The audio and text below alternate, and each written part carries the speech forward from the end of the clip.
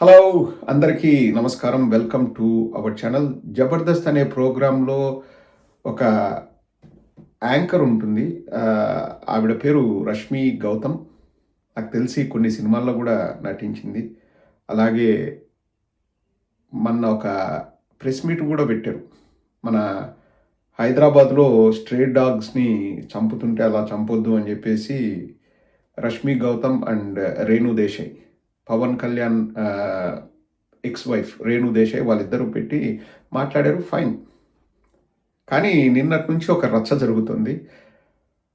భూమన అభినయ్ గారు ఒక ఎడ్ల బండిపై ఆటో పెట్టి, ఎందుకు పెట్రోల్ కొరత ఉంది, ఆటో నడవలేని పరిస్థితిలో ఉంది, ఆటోను కూడా మనం తొయ్యలేము, ఎడ్ల బండిపై పెట్టుకుపోయే పరిస్థితి వచ్చింది. రాష్ట్రంలో ఈ కృత్రిమ కొరత వల్ల అమరావతికి పెట్రోల్‌ని మొత్తం తరలిస్తుంటే, లేకపోతే పెట్రోల్‌ని బ్లాక్‌లో అమ్ముకుంటుంటే రిటైల్ షాపుల్లో అంటే రిటైల్ పెట్రోల్ బంకుల్లో పెట్రోల్ అమ్మలేని పరిస్థితి ఉంది. అక్కడ లేదు, కొరత ఉందని సింబాలిక్‌గా చెప్పడానికి ఒక ఎడ్ల బండిపై ఒక ఆటోని పెట్టాం. సో, ఒంటెద్దు బండి. ఆ ఎద్దు ఆ బండిని లాక్కుంటా ఎళ్ళే ఒక వీడియో సోషల్ మీడియాలో పెడితే, దానికి రష్మి గౌతమ్ రియాక్ట్ అవుతూ ఆ ఆ ఎద్దు ఎంత బాధపడుతుందో అంతకు 1000 రెట్లు వాళ్ళు బాధపడాలా, వాళ్ళకు తెలియాలా అన్నట్లు పెట్టి కామెంట్ చేసి, ఏం చేస్తున్నారు ఇదేనా అదేనా అని మాట్లాడారు. ఇక్కడ రష్మి గౌతమ్ గారికి ఒక విషయం తెలియాలి. ఇప్పుడు ఎద్దుకు బాధ కలుగుతుందని ఆమె బాధపడితే అందులో అర్థం ఉంది. నేను ఎక్కడ కూడా దాన్ని కాదనను. కానీ రష్మి గౌతమ్ ఈరోజే ఏదో వేరే ఖండాంతరాల నుంచో లేకపోతే వేరే ప్లానెట్ నుంచో ఊడిపడినట్టు, అసలు ఫస్ట్ టైం జీవితంలో ఒక ఎద్దును చూస్తున్నట్లు పెట్టేసి, ఆ ఎద్దు ఎంత బాధపడుతుందో ఆ చుట్టుపక్కల ఉన్నోళ్ళు వెయ్యింతలు బాధపడాలా అని రాయడం, అది మూర్ఖత్వానికి పరాకాష్ట. ఇప్పుడు ఒక ఆటో 350 కేజీలో ఎంతో ఉంటుంది, 400 కేజీలు. చాలా చోట్ల మనం చూస్తున్నాం బండలాగుడు పందాలు జరుగుతాయండి, ఎడ్ల పందాలు. మన ఒంగోలు గిత్త ఆ బండలాగుడు పోటీలకు ప్రత్యేకత అదే అనమాట. చాలా స్పెషల్. మన ఒంగోలు బ్రీడ్‌కి అంత పేరుంది. సో, ఒక్కొక్క రాయి 2 టన్నులో, 3 టన్నులో ఉంటుందండి బండలాగుడు పోటీలు. 2 ఎద్దులు అవలీలగా లాగుతాయి. అవి బై నేచర్ వాటి స్ట్రెంతే లాగడం. సో, ఇప్పుడు కాదు, ఎప్పటినుంచో మన రైతులు, మన లేకపోతే ట్రాన్స్‌పోర్టేషన్‌కు కూడా ఎద్దుల్ని వాడుకుంటూ ఎన్నో వందల సంవత్సరాల నుంచి వ్యవసాయం చేస్తున్నారు. మాకే బండెద్దులు అంటారండి మా సైడు. మాకు బండెద్దులున్నాయి. నేనే ఎన్నో పోటీలకు వెళ్ళా.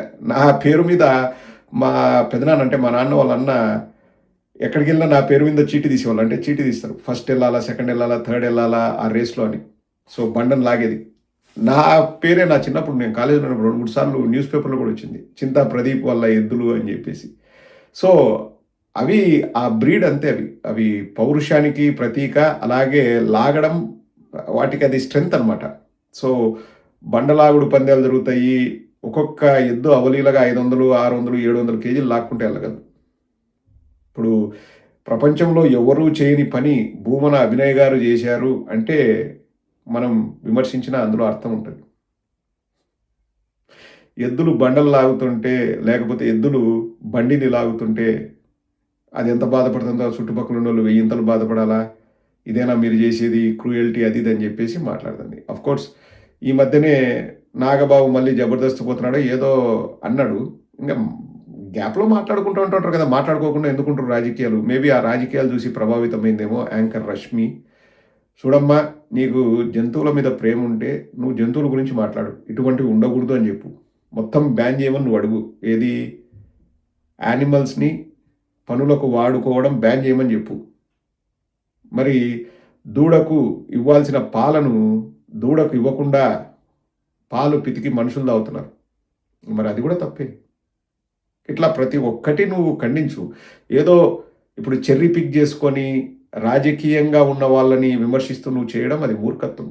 అలాంటప్పుడు ఇంకా వాళ్ళు కూడా ఆ పక్క ఆ రాజకీయ నాయకులంటే అభిమానం ఉన్న వాళ్ళు నీ మీద విమర్శలు చేస్తారు. ఆ విమర్శలు నువ్వు తట్టుకునే కెపాసిటీ ఉన్నప్పుడే నువ్వు ఇట్లాంటివి మాట్లాడు. అలా వైఎస్ఆర్ కాంగ్రెస్ పార్టీకి చెందిన అభిమానులు విమర్శ చేస్తే ఏమంటుందంటే, మీ అందరికీ చిన్నప్పటి నుంచి కంపాషన్ ఉండాలి, ఎంపతి ఉండాలి, సింపతి ఉండాలి, కైండ్‌నెస్ ఉండాలి. మీరు మీ పిల్లలకు నేర్పించండి. మీరు నేర్పించకపోతే మీ పిల్లలు మిమ్మల్ని డంప్ చేస్తారు. ఎక్కడ ఓల్డ్ ఏజ్ హోమ్స్‌లో డంప్ చేస్తారు. ఆ రోజు బాధపడొద్దు మీరు. ఇయన్నీ రాస్తుంది. అవసరమేముంది అవన్నీ? ఓల్డ్ ఏజ్ హోమ్‌లు, న్యూ ఏజ్ హోమ్‌లు అవసరమే లేదమ్మా. రష్మి గౌతమ్ ఎవరు ఎక్కడ ఎవరిని పెట్టాలి, ఎవరు ఎలా ఉండాలన్నది వాళ్ళ వాళ్ళ విజ్ఞతకే వదిలేద్దాంలే. నువ్వు అందరికీ చదువు చెప్పాల్సిన అవసరం లే. ఓల్డ్ ఏజ్ హోమ్‌లో వదిలేస్తారు. మీకు ప్రేమ ఉండాలి, కనికరం ఉండాలి. కొన్ని కొన్ని జంతువులు వాటి పని అది. మనం ఇప్పుడు గాదు. మనకు పెద్దలు చదువు నేర్పించినారు. ఎప్పటినుంచో వాడుతున్నాం. ఏది బండెద్దులు అంటారు. లేకపోతే బండికి ఎద్దులు కట్టుకొని పొలం పనులకెళ్ళేవాళ్ళు. ఇయన్నీ ఎప్పటినుంచో జరుగుతున్నాయి. ఈరోజొచ్చేసి నాకు జంతువులపైన ప్రేముంది, అమితమైన ప్రేముంది, లేకపోతే ఎంతో ఇదుంది అని జెప్పేసి ఈరోజొచ్చేసి ఆ మాటలు మాట్లాడాల్సిన అవసరం లే. నీకు నచ్చలేదు నువ్వు మాట్లాడినావు. నువ్వు మాట్లాడేది వేరే వాళ్ళకి నచ్చలేదు. వాళ్ళు మాట్లాడతారు. నువ్వు శాపనార్థాలు పెట్టాల్సిన అవసరం ఏముంది? చుట్టుపక్కల ఉన్నోళ్ళు వెయ్యింతలు బాధపడాలా? లేకపోతే ఓల్డ్ ఏజ్ హోమ్‌లో ఉండాలి. సరే నువ్వు అనిమల్స్ గురించి మాట్లాడు. ఎవరేమనరు. మేమనేదేందంటే ఎవరైనా గానీ ఒక ఇన్సిడెంట్‌ని పట్టుకొని, ఒక దాన్ని పట్టుకొని నువ్వు ఏదో హైలైట్ చేయాలని చూడకు. జనరలైజ్డ్‌గా మాట్లాడు. ఇప్పుడు ఎద్దులు బ బండి గట్టి లాగడం అన్నది అది ఎప్పటినుంచో జరిగేది. ఆఫ్‌కోర్స్ ఆటో దానిపైన పెడితే కొంచెం ఎక్కువ బాధ కలిగింటదంటే అది తాత్కాలికం. అదేది రోజు అట్లా చేయరు. ఇలా సింబాలిక్‌గా చేయవలసి వస్తుందని చెప్పడానికి చేశారు. పైగా భూమన అభినయ్ గారు ఆ ఎద్దుకి ఈ వాటర్ మెలన్ తినిపిస్తా ఆ వీడియోలు కూడా ఉన్నాయి. దానికి కెపాసిటీ లేకపోతే ఎవరు కూడా లాగమని ఎద్దుని కొట్టి ఏం చేయరు. ఎద్దులకు ఆ కెపాసిటీ ఉంటది. సో, నువ్వు బాధపడడంలో తప్పు లేదు గానీ, శాపనార్థాలు మాత్రం పెట్టకమ్మా రష్మి గౌతమ్. నువ్వు శాపనార్థాలు పెట్టేంత ఆడ అవసరం లేదు. అది తెలుసుకుంటే నీకే మంచిది.